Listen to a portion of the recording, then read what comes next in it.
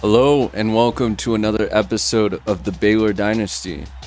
There's a lot I need to talk about here as I'm switching up a couple things that I was gonna do, but yeah, I'll just get into it.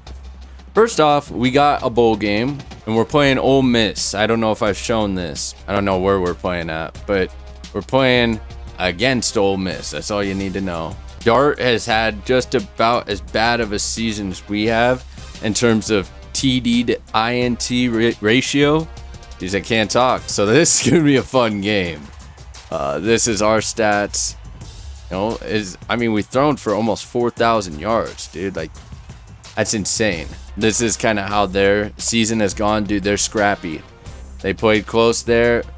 Bama took care of them, but they're at 7 at Auburn. They lost by 4, and then LSU just took care of them. And then, this Arkansas game, not entirely sure what happened, but just kind of one that got away from them. Then they've been on fire. Now they've had to wait a month to play another game. And just here's our schedule as well, just so you can kind of see throughout the whole year. We got killed the first game. This was not featured on the channel, but yeah, this game was really bad, really ugly. But we turned it around against Nebraska, and we were lights out that game. Really responding strong after that defeating loss. And then at Houston, I believe, was our first game that we premiered on the channel. And since then, dude, that's kind of crazy to think we've played all these games on this channel. We follow up with that close win. I'm pretty sure it looked like we were dominating or like controlling the game, but it just got close. I don't exactly remember. And then this K-State loss was tough. And then obviously fighting. That was probably the best win of the year for us. That Tulane, I remember these games. Tough games. This game, yep. And so you just kind of see. Anyway, let's get into what I need to talk about. So the first thing that I noticed about myself was I was getting very overwhelmed.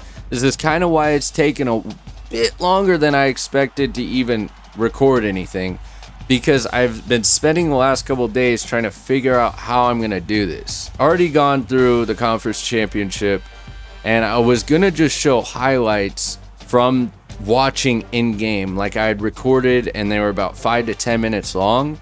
Obviously not without editing applied to them, so they would be much less, but still pretty lengthy. I was just going to show the scores and I was going to commentate. Well, that got really overwhelming and quick. The first game is that this entire page is for one game of the conference championship. In terms of what I was going to commentate, that's overwhelming. I like the idea. It was just too much. And I was looking at also, I had done like an estimate based on how we were going to do that, of how many episodes it would take to get to game 1 of next year. I think it's 13 episodes for the offseason or for this bowl week to... Dude, it was too much. I was like, dude, there's no way that I'm going to do that. It's too long for all of us and for myself. And I got to put myself first here. Like, it's just unnecessary. So instead of me talking and showing like gameplay footage of the game like I did or was planning to, I'm gonna go ahead and we're gonna look at the scoring summary, and if I remember anything from the game, I'll let you know. But otherwise, we're just gonna look at the scoring summary and have that tell the story of what happened, and we'll just kind of go into detail there rather than taking so much time, because for one game, it would be around 5 minutes. And so you see how that starts to add up. There's 6 games in the first round. So you see 6 times 5. Estimate would be 30 minutes. That's just for the first round. You see how that's starting to become a little bit overwhelming, considering I wanted to keep these episodes short because I'm not playing games. My plan is to show you guys the conference championship. Get ready to discuss who's in the playoff. There's one team that's controversial that's in there. I'll let you know. And then the next episode will be us playing the bowl game, because I need to get a game in. Like, I'm just itching to get on the field. And I'm so glad that we got a bowl game. Otherwise, this would just be tough. Okay, so the first game was the game that was a page long. This game was really good, considering the fact that Oklahoma had a 13-0 lead in the second quarter. So, like, these guys showed up to play, for sure. And they were controlling the game. Now, the thing is, Texas just started turning up. 24 points in that second quarter. I remember I was watching that. I was like, holy shit. And before you knew it, it was 24-16. Texas had the lead. That third quarter was pretty quiet. Just Texas playing football. How about that second half in general? Oklahoma couldn't score. And Texas just put up 17 to put them away. Team stat-wise, you just kind of look. Offensively, Jesus. They just had a great day. Third down conversions looked like they were a problem for Oklahoma as they just couldn't get it done. Remember, this Oklahoma team was a good team, but they got shut down when they were playing actual competition, which makes sense as to why we were able to compete so well with these guys. The better team on the field is going to take care of them, right? This is Ewers. He had a great day. Really great day. Brooks had a really good day too. 140 yards. Check out receiving. Worthy. Whittington. Denicio, I know you're going to be watching this. Is this Isaiah Nair? Did he transfer from Texas? Because that's just not a coincidence. Isaiah Nair, for context, is wide receiver at Nebraska. So anyway, taking a look here at a couple picks. Clearly from Oklahoma standpoint. Yeah, Arnold came in for a little bit, but Gabriel, just tough day. He did the best that he could. They got shut down. Receiving wise, shut down. I'm not even gonna take a closer look at that. And yeah, so the next game is this Georgia Bama game. So Bama had a huge fourth quarter, so it looked like Georgia was controlling the game for the most part. Bama actually had the lead in the first quarter. Georgia responded. Bama got a nice field goal at half to at least keep it 17-13 at half. Georgia won the third quarter. Then Bama came back, and yeah, I mean, they had a chance. Huge play though, right there. 70-yard touchdown pass. Offenses looked both good. Third down conversions for Bama were tough. Milroe threw the ball 41 fucking times. 2 touchdowns, 2 picks, 80%. Non-existent rushing. Caleb Downs. Moore had 2 picks. I remember that. Yep. And Arnold had a pick. Yeah, a really rough day for Georgia. Don't know how they scrapped out of there with the win, considering that information. A lot of people getting touches here, though. All right, so Beck, 22 for 29, 3 touchdown passes, and 4 picks. That's just not good. They won that game, though. I mean, jeez. Oh, yeah. That guy had 3.5 sacks. Jesus. So Boise State did get the win. And just hint, they're the ones that actually ended up in the playoff. All right, so I just noticed this now that I had to blur out the wins and losses on this week because it foreshadowed what happened in the first round of the playoffs. So I just now noticed it. This is me saying now, if you're looking at it and you're like, why is that blurred out? This is why. Looking at Boise State, they were favored in this game by 17. I forgot to show the spreads too. So don't even worry about the spreads. Let's just keep going, honestly, dude. I just want to get through this if you can't tell. But they won this, and just hint, they're 14th. So the rank that they are in is kind of giving you who's in the playoff already. North Carolina's in the playoff, but obviously I'm not going to show their wins and losses just because of that respect of trying to make it interesting in terms of the first round. So looking at this North Carolina Clemson game, I don't remember much about it, but here's just kind of what happened. It was mainly defensive. I mean, only a touchdown, not really much to say. A lot of offense though. I mean, a lot of offense. But look how many turnovers. There were 7 picks in this game. There's no one could do anything about it. Threw the ball 45 times, 4 picks, 82%. Couldn't run the ball. Walker had a good game. Defensively, nice tackles. And then we just kind of see here 2 picks from Phillips. And there's that game. Not much else to say. Oregon State, if you remember us talking about this, it was a great game for USC to come back and have a chance to knock on the door of the playoff. Borderline be in it. They didn't get it done. I'm pretty sure they got dominated this game. They started off hot, but Oregon State, as you can see, went on a crazy run. This is 10, 23, 30. That's a 30-0 run. Make it 37. 37-0 run before USC could get on the board again. Just showcasing how strong Oregon State is as a football team. They played their hearts out. Yeah, third downs were not favorable. How about 5 turnovers, 4 picks? Oregon State threw 3 picks. DJ threw 3 picks, but it didn't matter because Oregon State's defense is that good. They're that good. They were controlling the game. There's no question. I remember this. It was tough. Couple picks, and then Williams. Tough. Yeah, they couldn't get shit going at all, dude.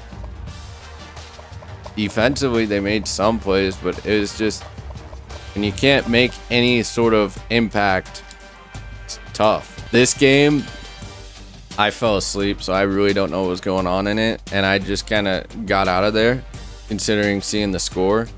But it looks like that second quarter was a little bit fun, but what was it, 13-10 at half?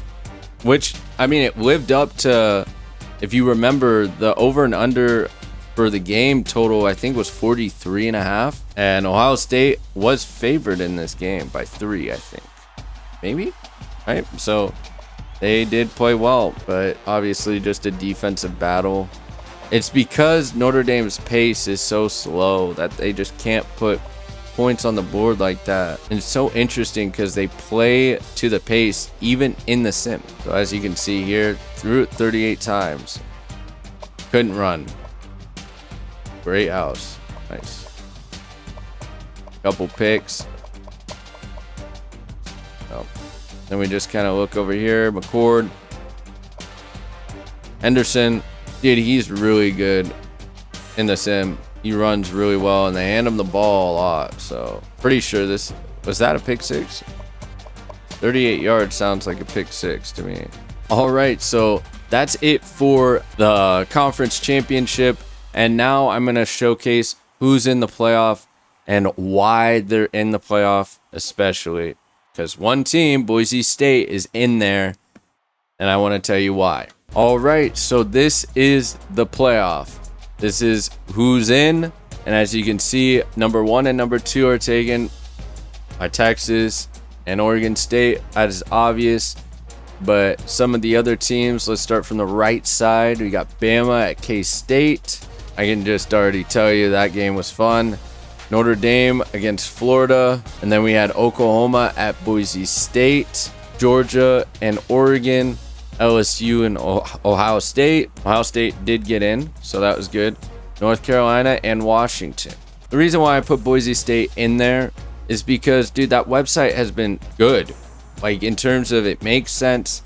I just don't know why they felt so strongly about Boise State, but this is just kind of one of those experiences, especially with me, in terms of what I want to preach in my life, and that's yielding, that's allowing things to just flow and just trust that it all has a bigger purpose and that you don't need to get involved and fix everything.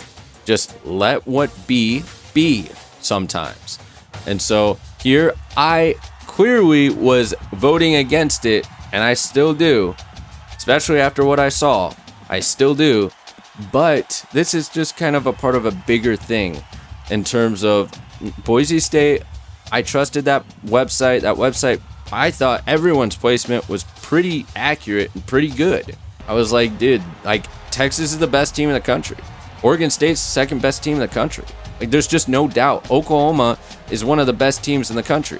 There's just no doubt in my mind. Obviously, after that championship game, that hurt them, and they only moved back 1 off of that, which is incredible. But to just, like, just put trust in it.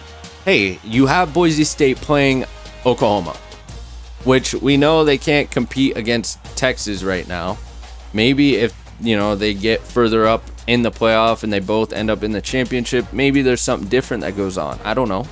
But I do know that Boise State needs that type of test. If they're going to be even sniffing the playoff, get them a team that should just run them over and show that they are an actual team if they can compete. We're going to be showcasing the first round, and not the next episode, but the episode after. As the next episode, we're going to go ahead and play the bowl game and just get that done, as I said before. But I am really happy with all this, and this is just one of those moments where, hey, we're just going to leave Boise State in there and we're just going to see what happens. There are other teams that definitely deserve to be in, but that's always going to be the case. Always going to be the case. One big comparison I like to make is from last year with Florida State being undefeated after winning the conference championship and not making the playoff. Very controversial in so many people's eyes, but they don't realize that the committee is still a business. They got to make those decisions. And if Florida State doesn't have their starter quarterback, Jordan Travis, that's a problem for profits.